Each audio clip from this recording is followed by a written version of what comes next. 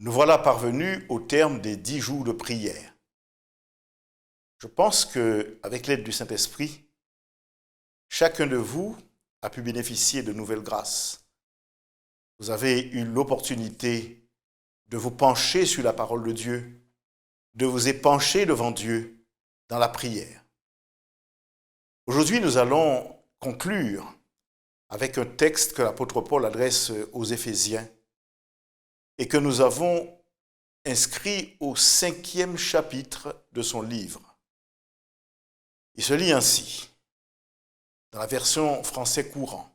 « Puisque vous êtes les enfants que Dieu aime, efforcez-vous d'agir comme lui, que votre façon de vivre soit inspirée par l'amour à l'exemple du Christ qui nous a aimés et a donné sa vie pour nous comme une offrande et un sacrifice dont l'agréable odeur plaît à Dieu. » Et Paul d'ajouter, « Vous étiez autrefois dans l'obscurité. Maintenant, par votre union avec le Seigneur, vous êtes dans la lumière. Par conséquent, conduisez-vous comme des personnes qui appartiennent à la lumière, car la lumière produit toutes sortes de bonté, de droiture et de vérité. Efforcez-vous de distinguer ce qui plaît au Seigneur. N'ayez aucune part aux œuvres inutiles de ceux qui agissent dans l'obscurité. Mettez plutôt ces œuvres en pleine lumière. On a honte même de parler de ce que ces gens font en cachette. Quand toutes ces œuvres sont mises en pleine lumière, leur vraie nature se révèle clairement. En effet, tout ce qui est clairement révélé devient lumière.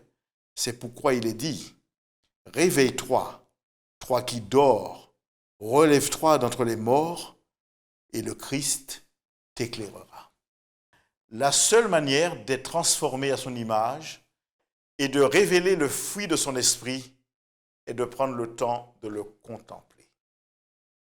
En effet, celui qui est véritablement à la recherche de Dieu, qui fait tout son possible pour ressembler à Jésus à travers ses paroles, sa vie et son caractère, contemplera son Rédempteur et, le regardant, sera transformé à son image parce qu'il aspire à avoir la même disposition et le même état d'esprit que Jésus avait et pris d'ailleurs à ce sujet.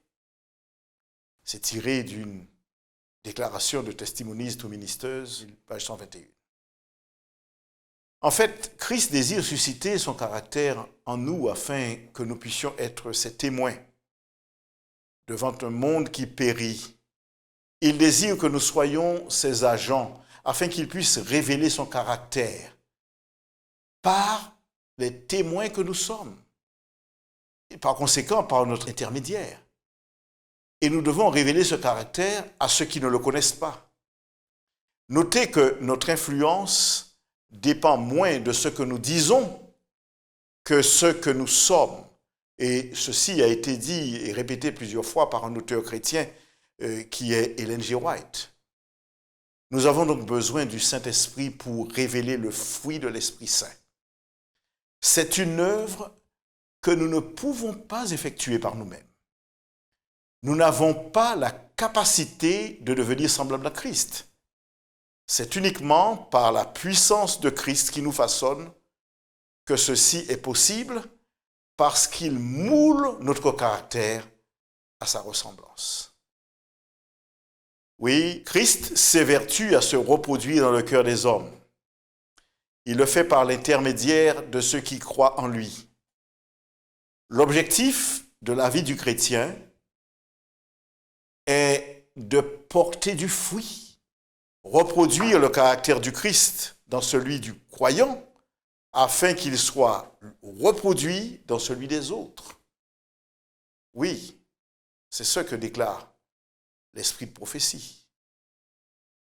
Il ne peut y avoir de croissance ou de vie fertile si celle-ci est centrée sur le moi. Si vous avez véritablement accepté Christ comme votre sauveur personnel, vous devez oublier votre moi et essayer d'aider les autres. Parler de l'amour de Christ et de sa bienfaisance. Assumez chaque devoir qui se présente devant vous. Portez la charge des âmes et le faire dans un esprit de prière. Parce que nous portons cette charge dans le cœur. Et nous sommes aussi, vous et moi, amenés à chercher par tous les moyens qui sont en notre pouvoir, à tenter de contribuer, à participer au salut de ceux qui sont perdus. Quand vous recevez l'Esprit Saint, quand vous êtes habité par l'Esprit du Christ, alors un esprit d'amour généreux et de service aux autres vous habite. Vous allez connaître la croissance et vous porterez beaucoup de fruits. Les grâces de l'Esprit mûriront dans votre caractère. Votre foi s'étendra. Vos convictions s'approfondiront. Votre amour atteindra la perfection. Et alors aussi, plus que tout, vous refléterez de plus en plus l'image de Christ dans tout ce qui est pur, noble et beau. De plus en plus, vous serez à l'image du Seigneur.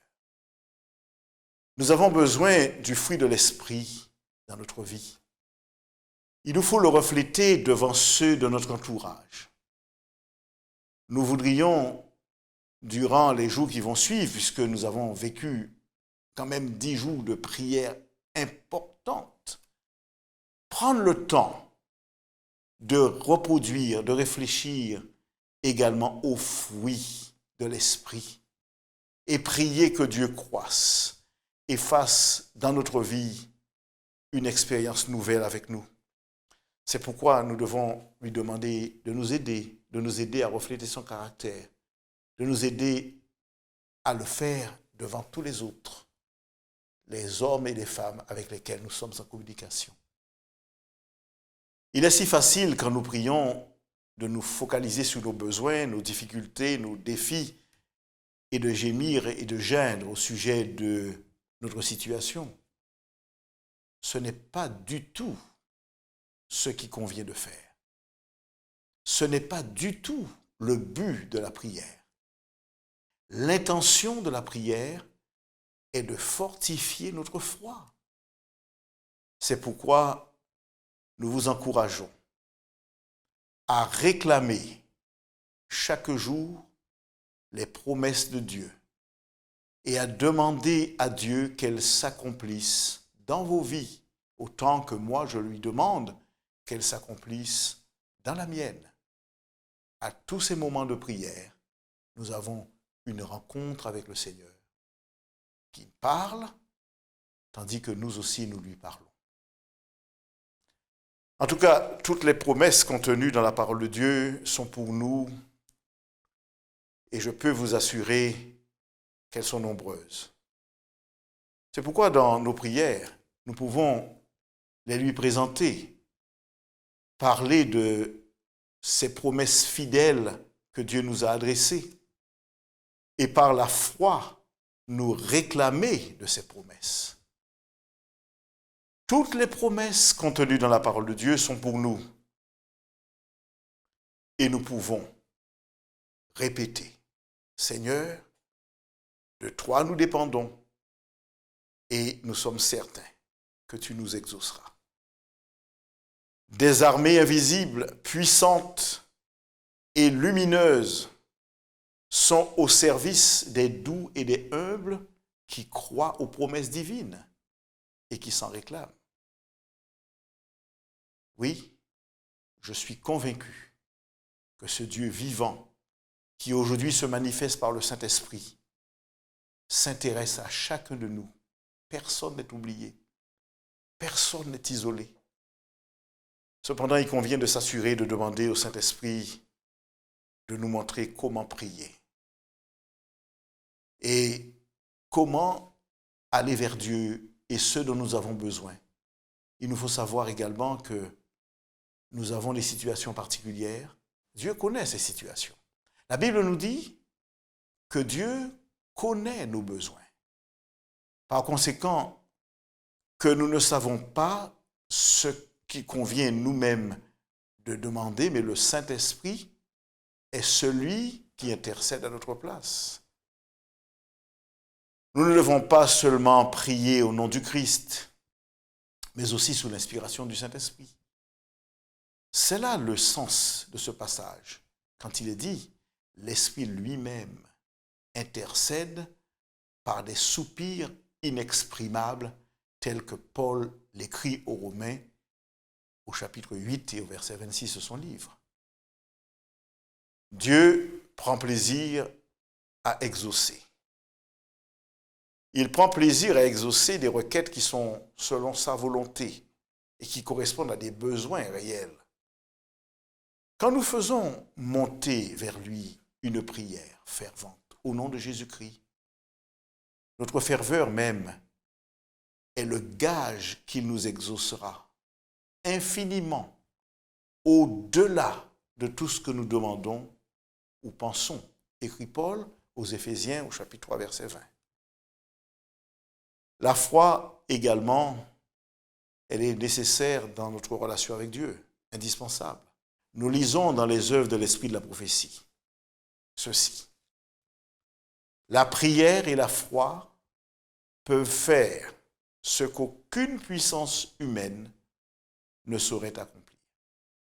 Ministère de la guérison, page 430.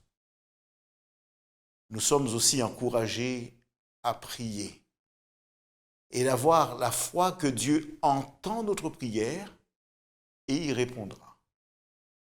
Christ dit « Demandez et vous recevrez ».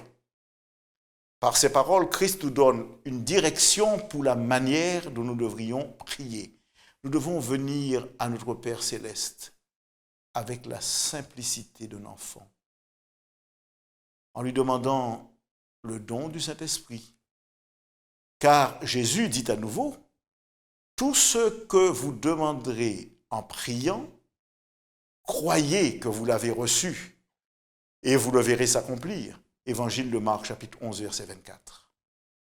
Vous devez aller au Père en vous repentant et en confessant vos péchés, vidant votre âme de tout péché et souillure, éprouvez les promesses du Seigneur, tel est votre privilège. Nous avons trop peu de foi. Nous limitons le Saint-Esprit. Nous devons être reconnaissants du fait que Dieu condescend à utiliser un de nous à être son agent, n'importe lequel. Car chaque prière sincère, adressée avec foi, quelle qu'elle soit, recevra une récompense, recevra une réponse en quelque sorte. Il se peut qu'elle ne se manifeste pas comme nous y attendions, mais elle viendra peut-être, pas comme nous l'avions imaginé, mais au moment le plus opportun, quand nous en avions le plus besoin. Mais à quel moment notre incrédulité va nous empêcher d'être exaucés? Parce que notre incrédulité est pécheresse et tout le temps qu'elle demeurera, elle sera un obstacle. Par contre, Jésus déclare, si vous demeurez en moi et que mes paroles demeurent en vous, demandez ce que vous voudrez et cela vous sera accordé. Évangile de Jean, chapitre 15, verset 7. Donc, nous pouvons conclure en disant, prenez l'habitude de remercier Dieu à l'avance avec foi, sachant que ce que vous avez demandé, il vous l'accordera, il le fera, il répondra à vos prières. Il vous exaucera. Il est écrit, prenez donc garde de façon à vous conduire avec circonspection. Ne vous conduisez pas comme des ignorants, mais comme des sages. Faites un bon usage de toute occasion qui se présente à vous, car les jours que nous vivons sont mauvais. C'est pourquoi ne soyez pas insensés, mais efforcez-vous de comprendre comment le Seigneur veut que vous agissiez. Ne vous y livrez pas de vin, cela ne peut que vous amener à vivre dans le désordre, mais soyez remplis de l'esprit.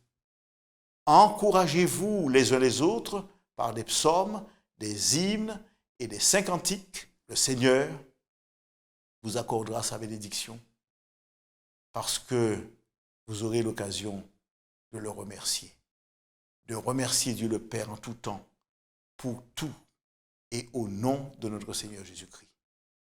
Paul dira également, soumettez-vous donc les uns aux autres à cause du respect que vous avez pour le Christ. Éphésiens chapitre 5, versets 1 et 2 et 8 à 21. Chers amis, nous venons de mettre un terme à nos 10 jours de prière. Nous croyons que le Seigneur vous aidera à garder ce rythme dans votre vie, que vous deveniez des hommes et des femmes de prière si vous ne l'êtes pas encore, et que vous demeuriez des hommes et des femmes de prière si vous l'êtes déjà. Pour l'heure, je vous invite à incliner la tête avec moi tandis que nous prions. Éternel Dieu et Père Céleste, nous te remercions infiniment parce que tu nous as permis de passer ces 10 jours de prière. Tu nous as parlé à travers les réflexions, les méditations que nous avons reçues. Et nous voulons te remercier. Te remercier également de faire de nous des hommes et des femmes de foi. Des hommes et des femmes qui louent ton nom et soient disponibles pour glorifier ton nom. Merci Père de visiter chacun de nos auditeurs, chacun de nos téléspectateurs et de permettre qu'ils soient bénis par toi grâce au mérite de Jésus et pour ta gloire. Amen.